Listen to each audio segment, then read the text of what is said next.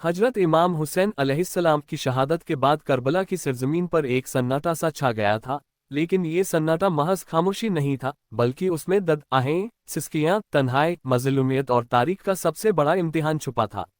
Karbala के मैदान में इमाम हुसैन अलैहिस्सलाम की शहादत के बाद दुश्मनों ने उनकी पाक जिस्म को घोड़ों के पैरों तले रौंदा, तलवारों से टुकड़े टुकड़े किया और सर को जिस्म से जुदा करके यजीद के हुक्म पर कूफा और फिर शाम भेजा गया।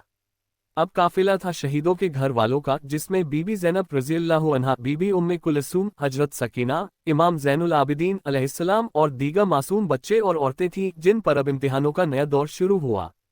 इन पाक औरतों और बच्चों को जंजीरों में जकड़कर बेपर्दा करके सड़कों और बाजारों में घुमाया गया।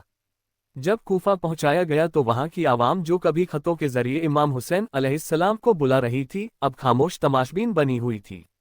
जब अहले बैत को कूफा के दरबार में पेश किया गया तो वहां उबैदुल्लाह बिन ज़ियाद ने अपनी जहालत, घमंड और जालिमाना रवैया दिखाते हुए बीबी ज़ैनब रज़ियल्लाहु अन्हा से बेहुदा सवाल पूछे। लेकिन बीबी ज़ैनब ने ऐसे जवाब दिए कि पूरा दरबार सन रह गया। आपने फरमाया, तू समझता है हमने हार मान ली? नहीं, हमने तो कुर्बानी दी है और हमारी कुर्बानी ने तेरे जैसे जालिम को हमेशा के लिए जलील कर दिया है। उबैदुल्लाह ने इमाम ज़ैनुल आबिदीन अलैहिस्सलाम को भी कत्ल करने का हुक्म दिया, लेकिन जब लोगों ने बताया कि वे बीमार हैं और रसूलुल्लाह सल्लल्लाहु अलैहि वसल्लम के नवासे हैं, तो वो डर गया और अपनी साजिश रोक दी। फिर यह काफिला कूफा से शाम की तरफ रवाना किया गया। ये सफ़र कई हफ्तों पर मुहित था, जिसमें इन मजलूमों को भूखा प्यासा, पैदल, बेपर्दा और जंजीरों में जकड़ा हुआ ले जाया गया। रास्ते में कई शहरों और गांवों से गुजरते हुए जब लोग पूछते कि ये कौन है, तो जवाब मिलता, ये बागी हैं जो खलीफा यजीद के खिलाफ उठे थे। लेकिन बीबी ज़ैनब और दीगा अहले बैत ने जहां मौका मिला, वहां सच को बयान किया और बताया कि ये रसूलुल्लाह सल्लल्लाहु अलैहि वसल्लम के घराने के लोग हैं, जिन्हें नाहक शहीद किया गया है।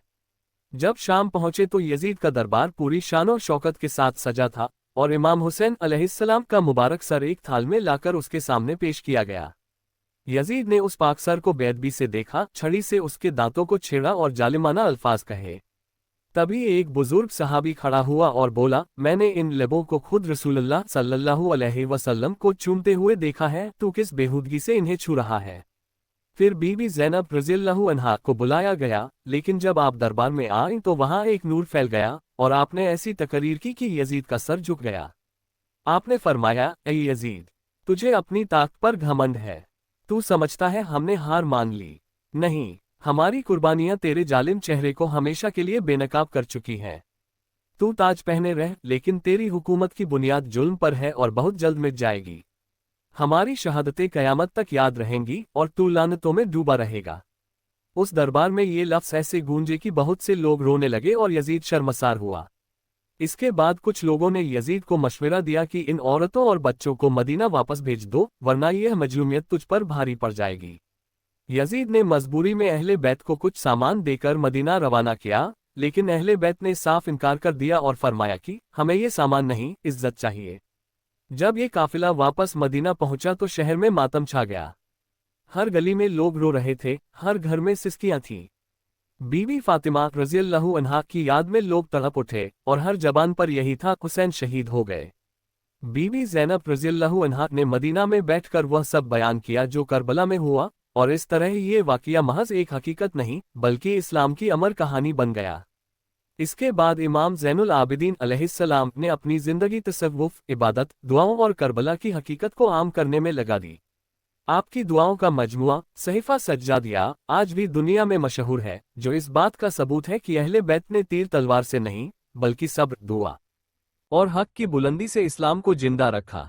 करबला की यह कहानी सिर्फ माजी नहीं, बल्कि हर दौर के लिए पैगाम है कि जुल्म चाहे कितना ही ताकतवर हो, आखिर हारता है, और हक चाहे कितना ही तन्हा हो, आखिर जीतता है। हजरत हुसैन अलैहिस्सलाम की शहादत और उसके बाद अहले बैत की मजलूमियत ने हमें ये सिखाया कि इस्लाम सिर्फ नमाज, रोज़ा नहीं, बल्कि जुल्म के खिलाफ आवाज़ उठाना और हक के लिए कुर्बानी देना भी है।